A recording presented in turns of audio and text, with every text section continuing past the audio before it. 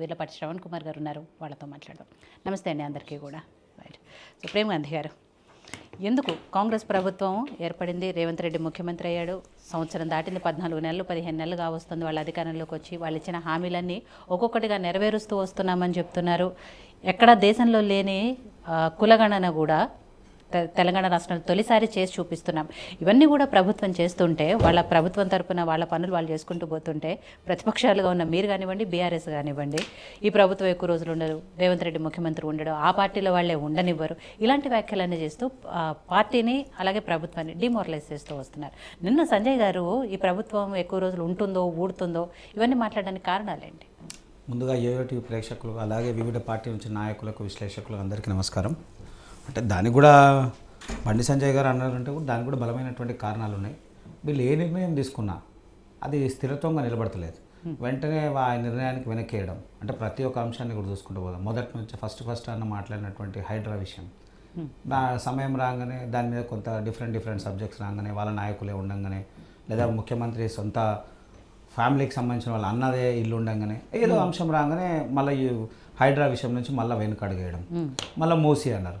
మూసి మీద కూడా మాట్లాడినప్పుడు వీళ్ళ డిపిఆర్ విషయం కానీ, ఆ 1,50,000 కోట్ల ప్రాజెక్ట్ అని అది దాన్ని మాట్లాడిన తర్వాత దాని మీద విశ్లేషణ రాగానే మళ్ళీ దాని మీద వెనుక అడిగేయడం. మీరు ప్రతి అంశంలో చూసినా కానీ మీరు మాట్లాడుతున్నారు, మాట్లాడిన దానికి ప్రాక్టికల్గా ఉండే అంశానికి ఇది ఉంది. తర్వాత ప్రజల్లో చాలా వ్యతిరేకత వచ్చింది. ఎక్కడ పోయినా కానీ వీళ్ళ గురించి వీళ్ళే మాట్లాడుతున్నారు. వీళ్ళ 6 గ్యారెంటీలు పూర్తిగా అమలు చేసేటువంటి పరిస్థితి లేదు. ఏదైతే రుణమాఫీ అన్నారు, ఆ రుణమాఫీ కూడా చేయలేకపోయారు. అనేక విషయాల వ్యతిరేకత కనబడుతూ ఉన్నది. కాబట్టి ఆ సందర్భంలో బండి సంజయ్ గారు అన్నారు. ఎందుకు అన్నారు అని అంటే, ప్రజల్లో వ్యతిరేకత కనబడుతుంది, ఆ వ్యతిరేకత ప్రజలు చూస్తూ ఉన్నారు. కాబట్టి మీరు ఎట్లా స్థిరంగా నిలబడుతుంది ఈ ప్రభుత్వం? దానికి తోడు వీళ్ళ పార్టీలో ఉంటున్న అంతర్గత కలహాలు, ఒకదానికి సందర్భం. ఈయన 4 సార్లు పోతే 2 సార్లు మన రాహుల్ గాంధీ గారు అపాయింట్మెంట్ ఇస్తారు, 2 సార్లు అపాయింట్మెంట్ కూడా ఇయ్యారు. తర్వాత వీళ్ళు పోయిన ప్రతి అంశంలో కూడా మాట్లాడేదానికి ప్రాక్టికల్ ఉండే అంశానికి వేరు ఉంది. వీళ్ళ దగ్గర ఉన్నటువంటి క్యాబినెట్ మంత్రులే ఒక మంత్రి మాట్లాడిన మాటకి, ముఖ్యమంత్రి మాట్లాడిన మాటకి చాలా వ్యత్యాసం ఉంటుంది. అంటే వీళ్ళు సమన్వయంతో మాట్లాడారా, ఒకరి మీద ఒకరు పోటీతత్వమా, లేదా ఆయన అంటే నువ్వంటే నేనెంత అనేటువంటి భావన అనేక సందర్భాలు చూసినాం. ముఖ్యమంత్రి గారు ఏమో రేపు అయిపోతుంది అంటాడు, ఇంకొక ఆయనేమో కాదు అంటాడు, ఇంకొక ఆయన ముందే సొంతంగా నిర్ణయం తీసుకొని వెంటనే రేపే ఎల్లుండే ఎన్నికలు, స్థానిక ఎన్నికలు అంటాడు, లేప మళ్ళీ 2 రోజులనే దాని వాయిదా అని మళ్ళీ ప్రభుత్వమే అంటది. ఇలాంటివన్నీ చూసినప్పుడు ఒకటే అర్థమైంది, ఖచ్చితంగా ఈ ప్రభుత్వం చిరస్థాయిగా నిలబడేటువంటి అవకాశం లేదు. ప్రభుత్వం అన్నాక లేకపోతే సరే కాంగ్రెస్ పార్టీలో అంతర్గత ప్రజాస్వామ్యం ఎక్కువను ఏదో కానీ మొత్తానికి జరుగుతూనే ఉంది, ఇలాంటివి వస్తూనే ఉంటాయి, పోతానే ఉంటాయి, మాట్లాడుకుంటూనే ఉంటారు. అలా మాట్లాడినంత మాత్రాన ప్రతి సందర్భంలో కూడా ఈ ప్రభుత్వం ఉండదు, కూలిపోతుంది, లేదా చేస్తాం, ఇలా మాట్లాడడం ఎంతవరకు? కూల్ చేస్తామని ఎక్కడ అనలేదు. కూలిపోయే ప్రమాదం ఉంది, వీళ్ళే చేస్తూ ఉన్నారు. ఎందుకు అని అంటే, వీళ్ళు అనేక సందర్భాలు వీళ్ళే వాళ్ళ వైఫల్యాన్ని వీళ్ళే ఒప్పుకుంటున్నారు. స్వయాన అధికారులు మాకు పనిచేయరు, సరిగా ఉండదు, ప్రజలు మమ్మల్ని ఇచ్చేస్తలేరు, 50% వ్యతిరేకత ఉందని వీళ్ళ పార్టీ మనిషి అంటూ ఉన్నాడు. మేమనలే కదా.